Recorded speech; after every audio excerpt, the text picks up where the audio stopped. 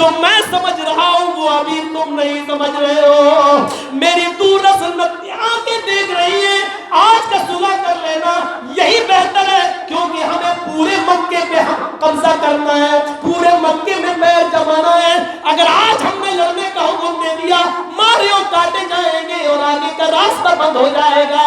آج صلح ہی میں بھلائی ہے. اے عمر خبردار, میں نے فیصلہ کر لیا ہے, لاؤ میں کاٹ دیتا ہوں. اللہ کے نبی نے لفظ رسول اللہ اپنے ہاتھ سے کاٹ دیا. یہاں تک تو بات صحیح ہے.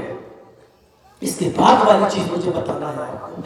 جیسے آپ نے صلح میں دستخط کر دیے, بات ختم ہو گئی. اتنے میں ایک صحابی بیڑیوں میں جکڑے ہوئے, زخموں سے چور, کافروں کے چنگل سے کسی طرح چھوٹ کر اور بھاگتے ہوئے حدیبیہ پہنچ گئے. نام ہے ان کا ابو جندل, نام ہے ان کا ابو جندل. وہ بیڑیوں کے اندر اور ہتکڑیوں کے ساتھ وہ بھاگتے ہوئے آئے اور سیدھے آ کر اللہ کے نبی کے قدموں پہ گر گئے. اٹھایا ان کو, آپ نے کہا ابو جندل کیا حال ہے, کپڑے اتاریے. اللہ کے رسول نے ان کے جسم سے چادر ہٹائی. جسم کے اوپر پوری پیٹھ پر کوئی ایسی جگہ نہیں تھی جو لال نہ ہوئی ہو, جہاں زخم نہ ہو. کافروں نے ان کو اتنا مارا کہ ان کو لہو لہان کر دیا. اے اللہ کے رسول, مجھے اپنے ساتھ مدینے لے چلو, اب میں ان کافروں کے چنگل سے بھاگ کر کسی طرح یہاں آیا ہوں. ادھر سہیل کہتا ہے, اے محمد, ابھی آپ سے وعدہ ہوا ہے, ابھی آپ سے عہد و پیمان ہوا ہے, میرا کوئی آدمی بھاگ کر آپ کے پاس آئے گا, آپ کو واپس کرنا ہوگا. آپ کا کوئی آدمی میرے پاس آئے گا, میں واپس نہیں کروں گا. دیکھ لو, اس ابو جندل کو آپ کو میرے پاس بھیجنا ہوگا, میرے ساتھ جانا ہوگا. حضرت عمر کھڑے ہو گئے, یہ کیسے ہو سکتا ہے کہ میں ظلم کرنے کے لیے تمہارے ساتھ بھیج دوں ان کو. ابو جندل چیخ کے کہہ رہے ہیں, اے اللہ کے رسول, کیا ہم مسلمان نہیں ہیں؟ اے اللہ کے رسول, کیا ہم اسلام نہیں لائے ہیں؟ اے 1400 صحابیوں, کیا مجھے پھر سے کافروں کے حوالے کر دو گے؟ یہ مجھے پیٹیں گے, یہ مجھے ماریں گے, کیا تم مجھے پھر ان کے حوالے کر دو گے؟ لیکن اللہ کے رسول نے اپنے وعدے کا پاس و لحاظ رکھا. فرمایا, اے صحابیوں, میں ان کو ثبات دے چکا ہوں, میں ان سے وعدہ کر چکا ہوں, اور محمد رسول اللہ اپنے عہد و پیمان, اپنے وعدے کو نہیں توڑنا چاہتا ہے.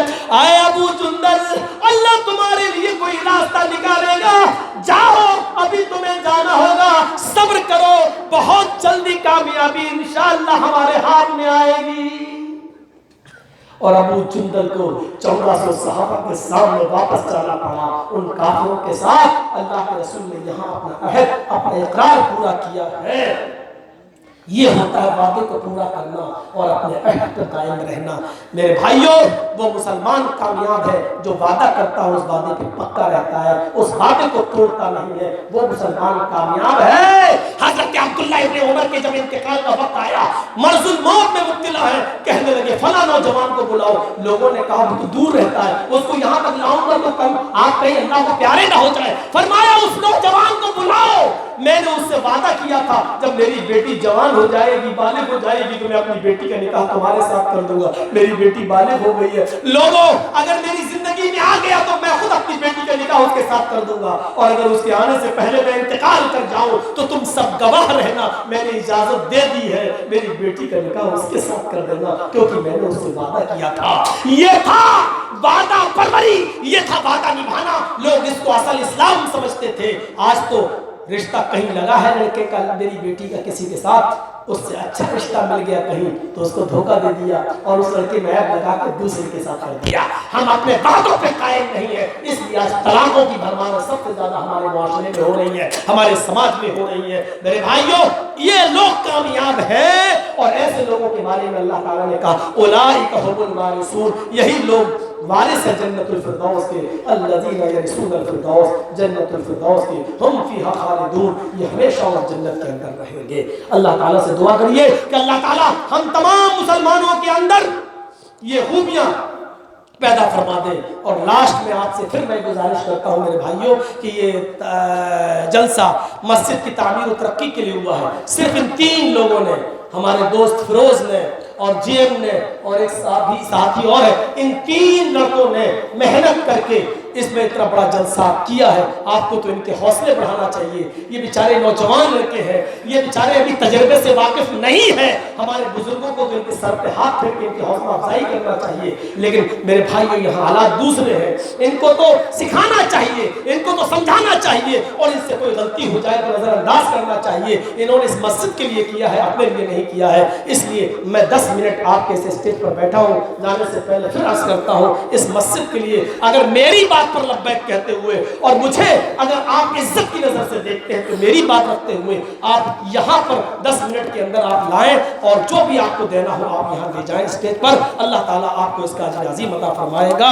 اللہ تعالیٰ جب تک ہمیں زندہ رکھے اسلام کو زندہ رکھنا، اور جب ہمارا خاتمہ ہو ایمان پر ہمارا خاتمہ فرمانا۔ وما علینا الا البلاغ المبین، وآخر دعوانا الحمد للہ رب العالمین۔ السلام علیکم ورحمۃ اللہ وبرکاتہ۔